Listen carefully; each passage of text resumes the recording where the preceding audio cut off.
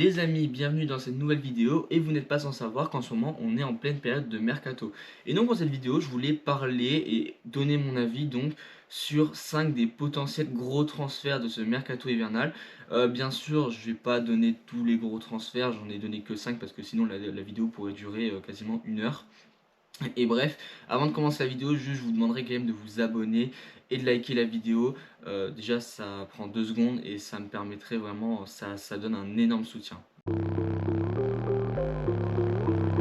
Le premier transfert qu'on va parler, c'est celui de Trent Alexander-Arnold au Real Madrid. Donc pour ceux qui ne connaissent pas Trent Alexander-Arnold, c'est un latéral droit de 26 ans, anglais, qui joue actuellement à Liverpool. Et il est ciblé depuis quasiment 2-3 ans par le Real Madrid. Alors le Real le veut pour 20 millions. Cet hiver, ils veulent vraiment pas dépenser. On l'a vu notamment avec Kylian Mbappé, où vraiment ils le voulaient libre. Pareil pour Alphonso Davies. Là c'est la même chose. Soit ils veulent dépenser 20 millions maintenant, soit ils le prennent libre cet été. Alors, moi je suis assez mitigé sur ce transfert, je vous mens pas, parce que d'un côté, ça serait bien pour le Real de l'avoir, parce que comme on le sait tous, Dani Carvajal s'est blessé, et déjà de une, ça pourrait donc remplacer cette absence de longue date euh, pendant que Carvajal est à l'infirmerie, mais surtout que quand Carvajal va revenir, on ne sait pas s'il va vraiment avoir le niveau escompté, hein, parce qu'une blessure, généralement, il y a peu de joueurs qui reviennent dès que, comme ils étaient avant la blessure. Mais le problème, c'est que je pense que Trent Alexander-Arnold, il devrait pas trop rejoindre le Real Madrid, surtout cette saison. Peut-être plus attendre l'été, justement, en transfert libre, parce que de une, euh, il est en train de faire une saison de malade avec Liverpool. Liverpool est première de Première League. Premier de Champions League, ils sont encore en lice pour la FA Cup et la Carabao Cup, donc vraiment ils sont en train de faire une saison pleine, alors que le Real Madrid c'est beaucoup plus compliqué. On l'a déjà vu en Champions League où ça se trouvait pas avec Kylian Mbappé, Vinicius, Rodrigo, donc c'est bien plus compliqué pour le Real Madrid. Maintenant, je pense quand même que ce transfert va pas forcément se réaliser cet hiver. C'est quand même un truc qui a beaucoup fait parler, mais je pense pas que ça va se réaliser cet hiver. Je pense qu'Ernest Lott a beaucoup de chances d'avoir Trent Alexander-Arnold cette saison et veut continuer avec lui, sachant qu'il est déjà à 2 buts et 6 passes D cette saison, donc c'est quand même c'est énorme pour un latéral droit, 6 passes D en quelques matchs. Donc bref. Et ouais, je pense pas pour moi que Trent Alexander-Arnold va rejoindre le Real Madrid cet hiver. Le deuxième transfert, là vous avez potentiellement vu, enfin vous en avez entendu, ça c'est sûr, c'est Colomani à la Juventus. Alors Colomani, bon déjà je le présente même pas parce que Colomani quasiment tout le monde le connaît. Il était parti de Nantes en 2023 libre. Ça a fait beaucoup de parler pour moi en tant que supporter nantais, j'avais beaucoup de regrets de laisser partir libre ce joueur. Et donc il était parti à Francfort et là il avait tout explosé là-bas. En 40 matchs, je crois, il avait fait 20 buts, 14 passes D, c'est n'importe quoi. Et du coup, le PSG dépose 95 millions pour le récupérer l'année suivante, sachant que Colomani comptait déjà des titularisations en équipe de France, donc vraiment il s'était fait un nom à Francfort. Le problème, c'est que le coach ne l'appréciait pas trop. C'était pas vraiment un choix, c'était pas forcément un transfert qui était poussé par le coach, mais plutôt par la direction. Ce qui est pas forcément ce qu'on souhaite dans un plan sportif, parce que c'est pas forcément l'idée du coach de l'avoir. Et on l'a bien vu. De une, Colomani s'implantait pas. Alors j'ai toujours défendu Colomani, hein. J'ai toujours défendu Colomani pour ses performances. Moi je pense surtout que c'est parce il a vraiment besoin d'un temps d'adaptation. Et je trouve qu'il faisait vraiment des bonnes choses. C'était pas parce qu'il marquait pas beaucoup qu'il était vraiment mauvais. Et on le voyait en équipe de France, hein, il excédait. C'est l'un des meilleurs joueurs en équipe de France en ce moment. Donc il n'y a qu'à Paris où il a vraiment un manque de confiance en soi et où il n'arrivait pas trop à faire les choses. Et cette saison-là, du coup, moi je l'attendais un peu plus. Je me disais quand même, ça fait 1 an que tu es là, faudrait quand même que tu montres que tu es là. Mais Luis Enrique, c'était déjà fini pour lui. Colomani au PSG, c'est déjà fini pour lui. Donc il l'a vraiment pas fait jouer cette saison. Il a dû le faire jouer 10 matchs, même pas. Il a dû être titulaire 4 fois, je crois. C'est rien. C'est rien pour un attaquant. Surtout qu'a coûté 95 millions quand même. C'est que dalle. Et donc, il a potentiellement une porte de sortie vers la Juventus. Il y avait d'autres clubs qui étaient sur lui, Arsenal, l'AC Milan était sur lui, il y avait quand même pas mal de clubs. Maintenant, il y a un problème qui va potentiellement faire capoter ce transfert. Donc, c'est que le PSG a déjà prêté 6 joueurs. Donc oui, c'est pas un transfert définitif, c'est juste un prêt pour Colomani. Mais il y a 6 joueurs qui sont déjà prêtés par le PSG. Et donc tu peux pas en faire plus. Le PSG va potentiellement vendre Cherendour qui est déjà prêté pour enfin prêter Colomani. Pour moi, si ce transfert se fait, je trouve que c'est une aubaine dans les deux cas, même dans les trois cas. Parce que le PSG se débarrasse d'un joueur qu'il ne voulait plus. Colomani va retrouver un club qui va lui faire confiance et qui va le faire jouer. Et la Juventus va enfin trouver un vrai remplaçant de Duhan Vlahovic. Et donc pour moi, voilà, ça serait un vrai bon transfert pour Colomani. Espérons qu'il arrive à s'implanter là-bas, qu'il justement qu'il reste là-bas, hein, qu'il trouve une autre porte de sortie, imaginons, et qui marque des buts là-bas, qui vit football, tout ça, au lieu que Paris, parce que c'était exécrable à Paris. Mais faut vraiment que ce transfert se fasse, en effet, parce que du coup, s'il se fait pas, Paris, avec l'arrivée de Kvaratskhelia, auront 8 potentiels attaquants et ça serait vraiment énorme pour un club comme Paris. Donc j'en ai parlé avec le transfert de Colomani, mais donc le troisième transfert qu'on va parler aujourd'hui, c'est celui de Kvicha Kvaratskhelia au PSG. C'est donc le premier transfert qui est officialisé sur les 5 que je dis aujourd'hui. Ça a été officialisé vendredi soir, donc hier soir, hein, à l'heure où je tourne.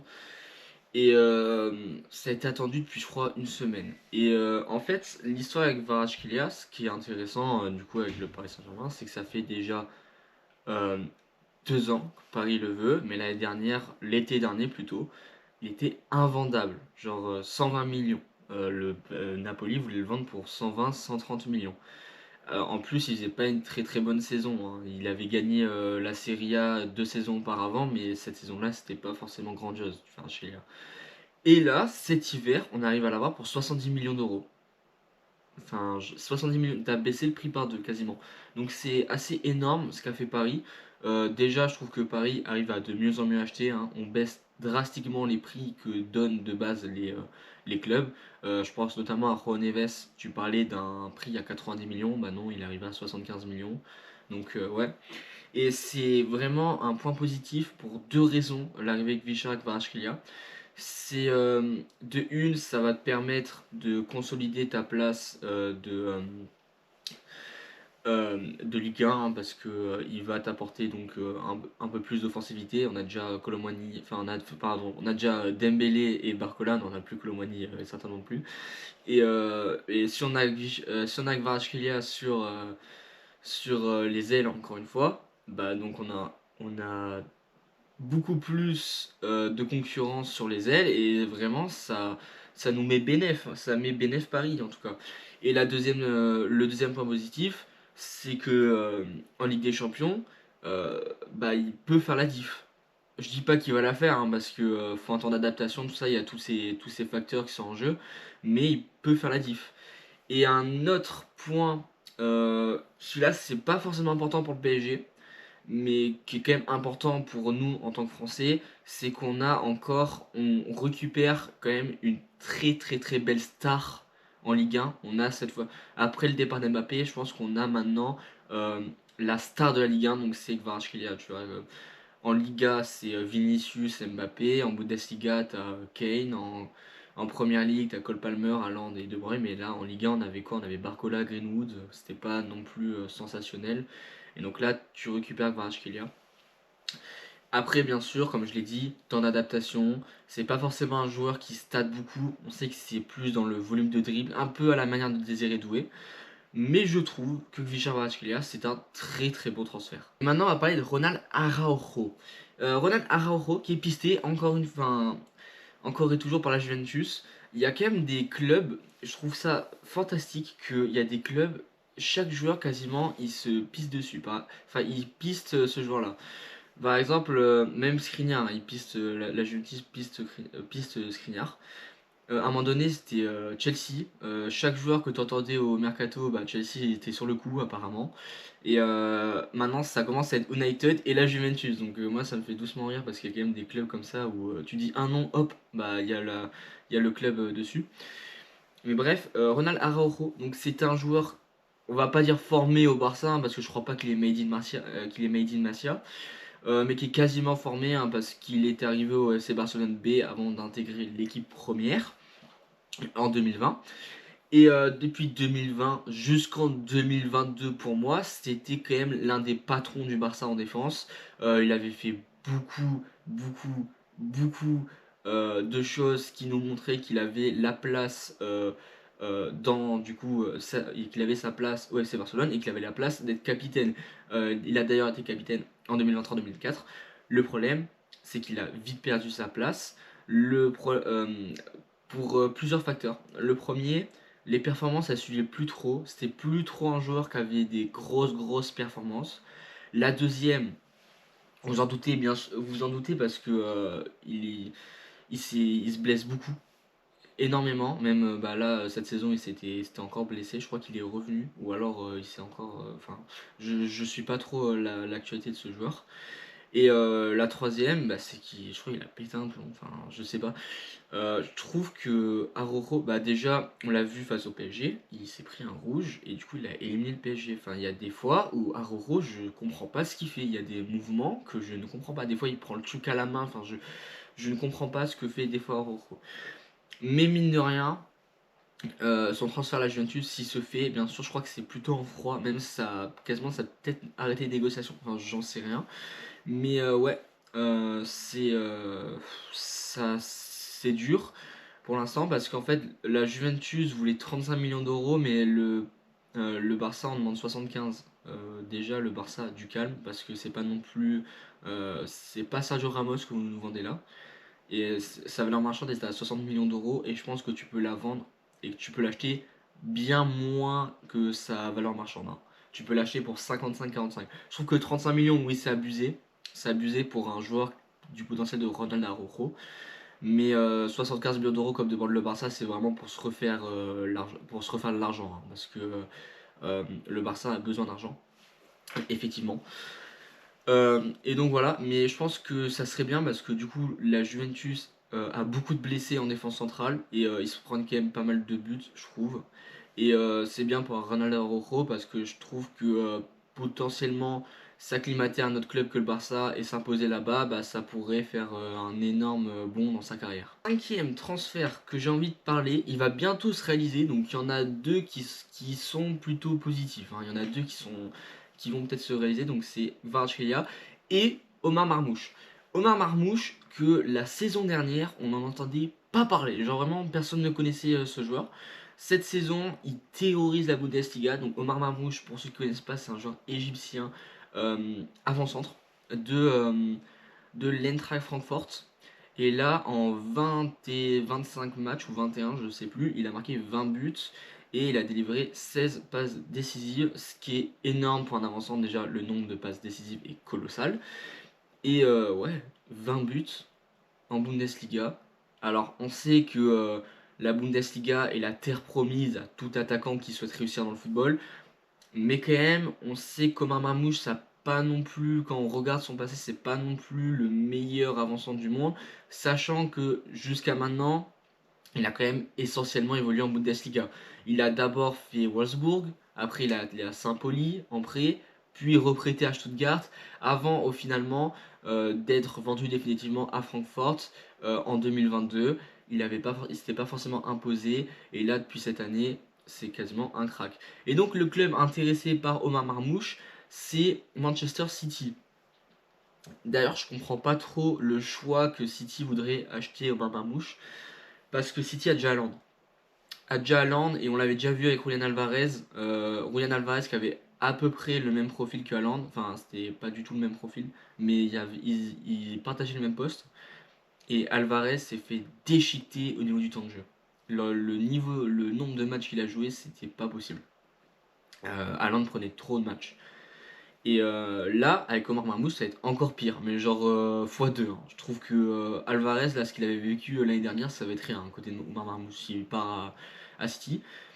Mais ouais, je trouve que c'est pas forcément une bonne idée pour Marmoush. Après, pour City, bien sûr que c'est une bonne idée, hein. Tu récupères un deuxième attaquant de prestige, c'est excellent. Surtout qu'en ce moment, je parlais de City la dernière fois, je disais le naufrage Citizen. Ils sont en train de revenir. Ils reviennent très très bien même. Ils reviennent excellemment bien. Et là, du coup, City qui pourrait acheter en Marmouche, déjà que tu as Phil Foden, Savigno, Doku, Haaland, maintenant Marmouche, ça serait bon. Et puis un deuxième égyptien avec Salah en première ligue, le, le petit duel comme ça, pour le journal, c'est toujours bon. Mais ouais, pour Marmouche, je trouve pas ça très cohérent. Et aussi, l'un des points positifs du coup, et là c'est plutôt côté Francfort, c'est que Francfort l'avait eu libre, libre de tout contrat, il l'a vu gratuitement.